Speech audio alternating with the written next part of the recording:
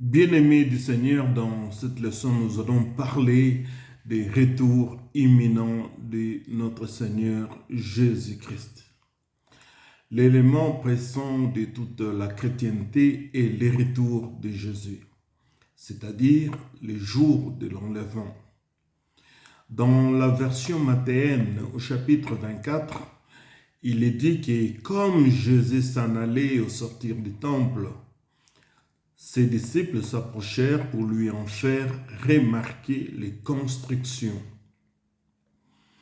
Mais il leur dit, voyez-vous tout cela, je vous le dis en vérité, il ne restera pas ici pierre sur pierre qui ne soit renversée.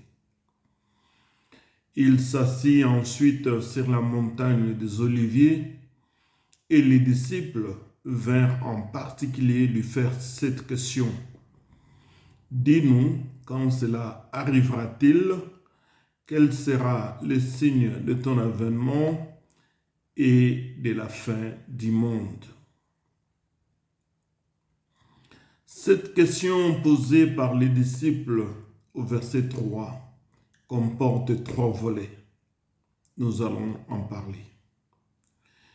Premièrement, quand est-ce que ce temple sera détruit et qu'il ne restera plus pierre sur pierre qui ne soit renversé?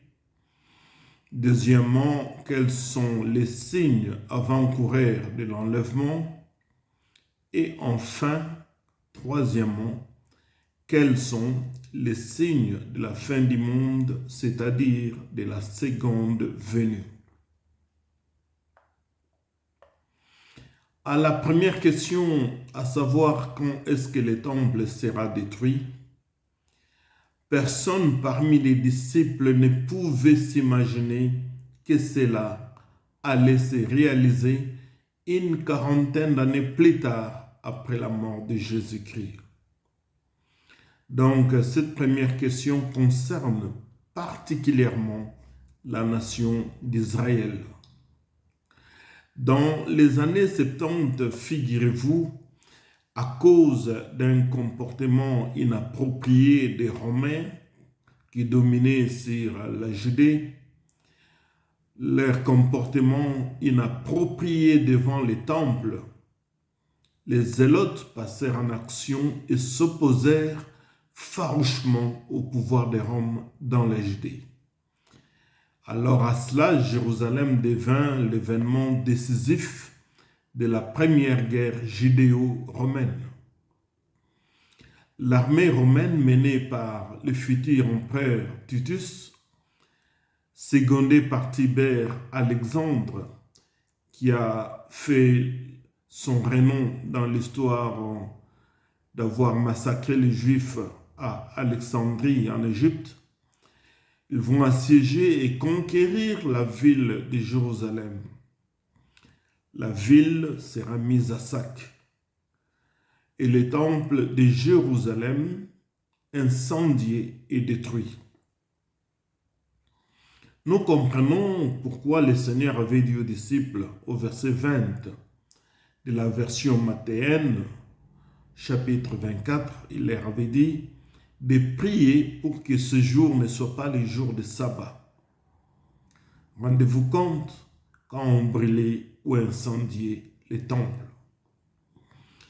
Après cette attaque, la persécution des disciples et chrétiens était tellement atroce qu'ils devaient fuir d'une ville à l'autre.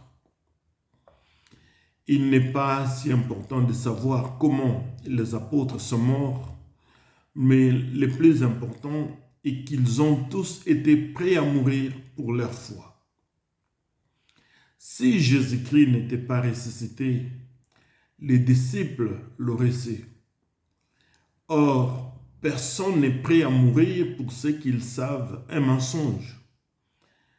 Autrement, s'ils ont accepté de mourir, c'est parce qu'ils savaient que Jésus, le Maître, était ressuscité. Le fait que tous les apôtres aient été prêts à souffrir une mort atroce pour avoir refusé de renier leur foi en Christ est une donc preuve irréfutable qu'ils avaient bien été les témoins de la résurrection.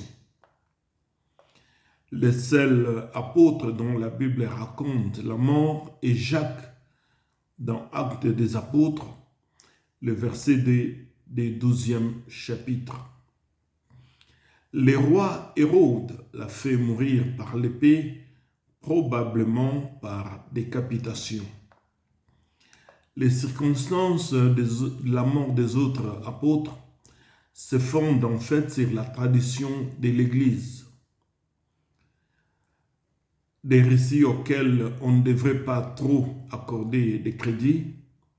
Vous savez, on a parlé donc des livres cachés, des livres apocryphes, qui racontent des fois des choses que nous ne retrouvons pas dans notre Bible classique. La tradition faisant donc l'objet des plus grands consensus concernant le décès d'un apôtre et la crucifixion de Pierre à Rome, la tête en bas, sur une croix en forme de X, en accomplissement de la prophétie de Jésus selon la version johannique au verset 18 du chapitre 21. Il est dit, en vérité, je te l'ai dit, donc c'est Jésus qui parlait à Pierre. Quand tu étais plus jeune, tu te saignais toi-même, tu allais où tu voulais. Mais quand tu seras vieux, tu étendras tes mains et un autre te ceindra et t'emmènera où tu ne voudras pas. Le verset 19 dit, il dit cela pour indiquer par quelle mort Pierre glorifierait Dieu. Et ayant ainsi parlé, il lui dit, suis-moi. Voici les traditions les plus populaires concernant la mort des autres apôtres. Pierre a évangélisé à Rome. Il est mort crucifié la tête en bas à sa demande, car il se sentait indigne de mourir comme Christ. Jacques, fils d'Alphée, était le chef de l'église de Jérusalem. Il a été du promontoire sud-est du temple, haut de 30 mètres. Il a été jeté, mais avait survécu et a été battu à mort avec des bâtons par ses ennemis. André, lui, est mort crucifié après avoir évangélisé autour de la mer Noire. Jacques, fils de Zébédée, a évangélisé l'Espagne. Il est le premier apôtre à mourir en martyr décapité à Jérusalem. Philippe, quant à lui, il a évangélisé l'Asie mineure. Il est mort lapidé et crucifié la tête en bas en Phrygie. Barthélemy a évangélisé l'Arabie et la Mésopotamie. Il a été flagellé à mort, écorché vif, crucifié puis décapité. Thomas a évangélisé l'Inde et formé une première communauté chrétienne à laquelle appartenaient des personnes de la famille royale. Il y est mort transpercé avec une lance. Matthieu, Lévi, quant à lui, a évangélisé l'Éthiopie. Il est mort tué par l'épée. Jude Thaddée a évangélisé la Perse, la Mésopotamie et d'autres pays arabes. Il aurait subi les martyrs en Perse. Quant à Simon le Zélote, il a évangélisé la Perse, l'Égypte et les Berbères. Il a été découpé à la scie. Jean est le seul à être mort de vieillesse, les disciples de l'amour. Il a pourtant connu les martyrs par immersion dans un bain d'huile bouillante à Rome, condamné aux mines à Patmos, où il rédigea les livres d'Apocalypse. Il est mort de vieillesse dans l'actuelle Turquie. Tous ont répondu à l'appel de Jésus d'aller partout dans le monde apporter la bonne nouvelle de l'Évangile. À la deuxième question concernant les signes de l'avènement de Christ, il ne s'agit plus ici de l'attaque de Rome, mais plutôt du retour de Jésus pour prendre son épouse, le corps de Christ. Il y a plusieurs prophètes avec des miracles mensongers et l'iniquité se sera accrue, la charité des plus grands nombres se refroidira, la bonne nouvelle du royaume sera prêchée dans le monde entier pour servir de témoignage. Voilà les signes avant-coureurs de la venue du Seigneur à l'enlèvement. Dans 2 Timothée chapitre 3, les versets 1 et 4, Paul va nous brosser un tableau descriptif des signes avant-coureurs de l'avènement du Seigneur. Il dit, dans les derniers jours, les hommes seront égoïstes, amis de l'argent, fanfarons, hautains, blasphémateurs et belles à leurs parents, ingrats, irréligieux, insensibles, déloyaux, calomniateurs, intempérants, cruels, ennemis des gens de bien, traîtres, emportés, enflés d'orgueil, aimant le plaisir plus que Dieu.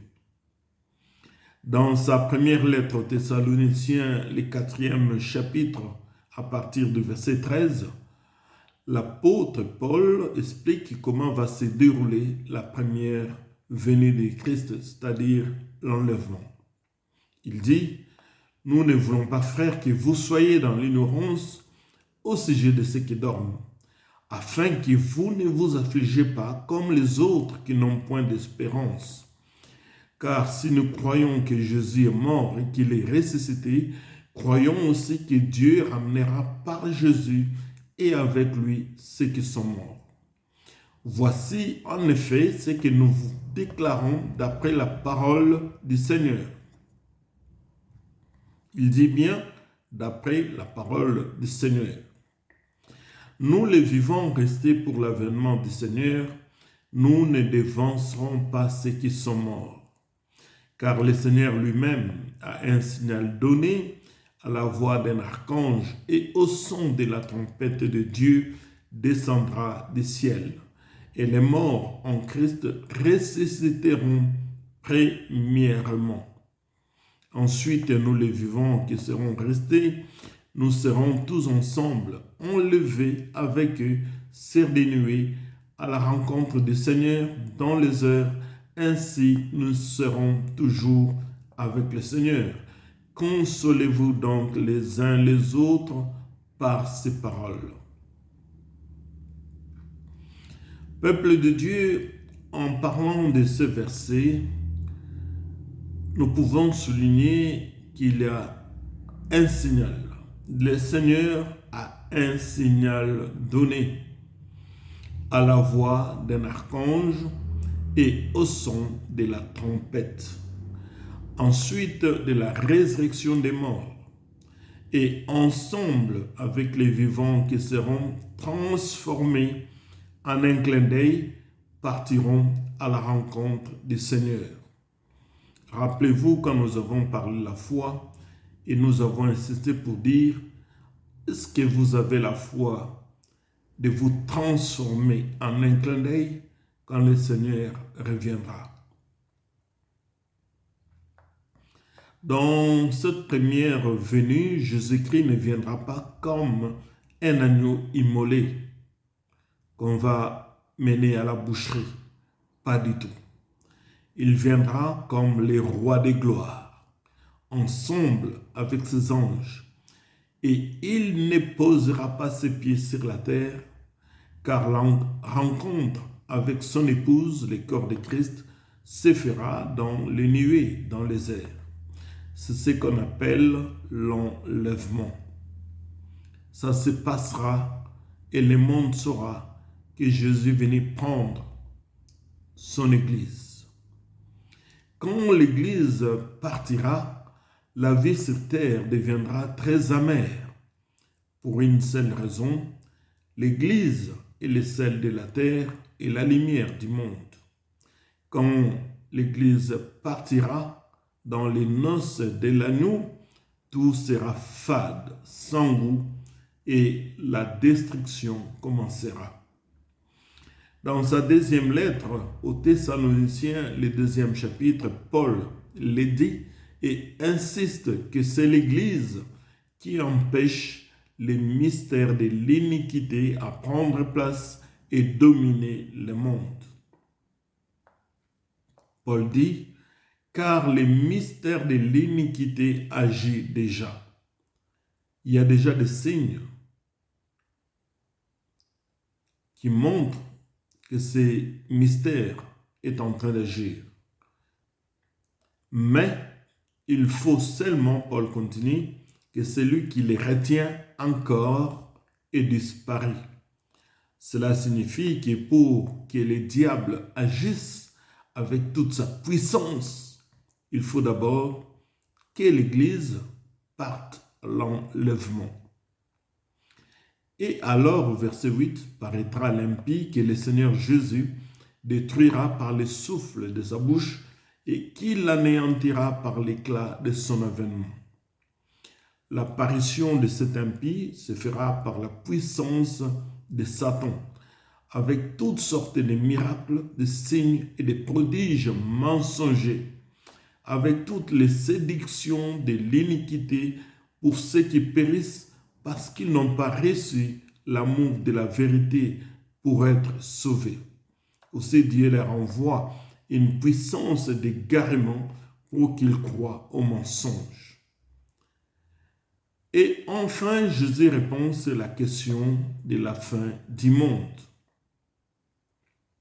Cela se réalisera après sa seconde venue, où il ne viendra pas avec les anges, mais se fera accompagner par son Église à la seconde venue.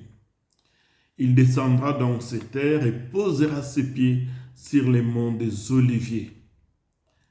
Daniel avait prophétisé en disant « Quelques-uns des hommes sages succomberont afin qu'ils soient épirés, purifiés, blanchis jusqu'au temps de la fin, car il n'arrivera qu'au temps marqué. Le roi fera ce qu'il voudra, il s'élèvera, il se glorifiera au-dessus de tous les dieux, il dira des choses incroyables contre les dieux des dieux, il prospérera jusqu'à ce que la colère soit consommée, car ce qui est arrêté s'accomplira. » Il continue, Daniel, « Il n'aura égard ni au Dieu de ses pères, ni à la divinité qui fait les délices des femmes. Il n'aura égard à aucun Dieu, car il se glorifiera au-dessus de tout. » Là, c'est le mystère de l'iniquité qui va agir de toute sa force dans la grande tribulation. Nous en parlerons quand nous étudierons Apocalypse. Nous aimerions attirer l'attention ici de nos étudiants que tout ce qui relève du domaine prophétique, comme Daniel l'a souligné, est source de beaucoup de débats quant à savoir les moments et les lieux de l'accomplissement de ce qui a été annoncé. Vous savez, Dieu annonça par Jonas que Ninive vivrait le désastre. Mais à la repentance du roi et de la population, cette ville a été épargnée. C'est ce que signifie Dieu est souverain. Il fait ce qu'il veut, quand il veut, sans les concours ni de ses anges, ni de qui que ce soit. Ces choses, nous soulignons en disant que nous en parlerons quand on parlera dans le livre d'Apocalypse. Paul, vous savez, c'est entre guillemets, dans toute son inspiration scripturaire, dans toute l'inspiration scripturaire de Paul, il pensait de son vivant qu'il verra l'enlèvement. Mais il est mort à Rome sans vivre les retours glorieux du Seigneur sur la terre. Mais néanmoins, il repose en paix dans le sein d'Abraham en attente du retour du Messie, de Christ Jésus. Bien-aimés, il y a un événement qui se prépare à l'horizon, c'est le retour imminent de Jésus-Christ. Soyez prêts. Nous venons de parler là de ces 3 points. Le premier, la destruction du temple de Jérusalem, qui s'est passé dans les années 70 de notre ère. Deuxièmement, de l'enlèvement que tous attendront jusqu'en ce jour et pour lequel Paul pensait qu'il allait voir et partir. Malheureusement, il est mort, il n'a pas vu l'enlèvement. Et troisièmement, de la seconde venue où le Seigneur viendra poser ses pieds sur les monts des Oliviers. Et ça sera ce qu'on appelle la fin du monde. Si vous avez des questions, n'hésitez pas à nous les envoyer par WhatsApp et nous nous ferons un grand plaisir de vous répondre. Mais, nous le répétons, il y a un seul événement à l'horizon qui se prépare, c'est que Jésus-Christ peut venir aujourd'hui ou demain reprendre son Église qui sera sans tache ni ride. Préparez-vous à ce que cela peut se passer à n'importe quelle heure pour que vous soyez dans ces grands rendez-vous. Que Dieu vous bénisse et à très bientôt. Merci.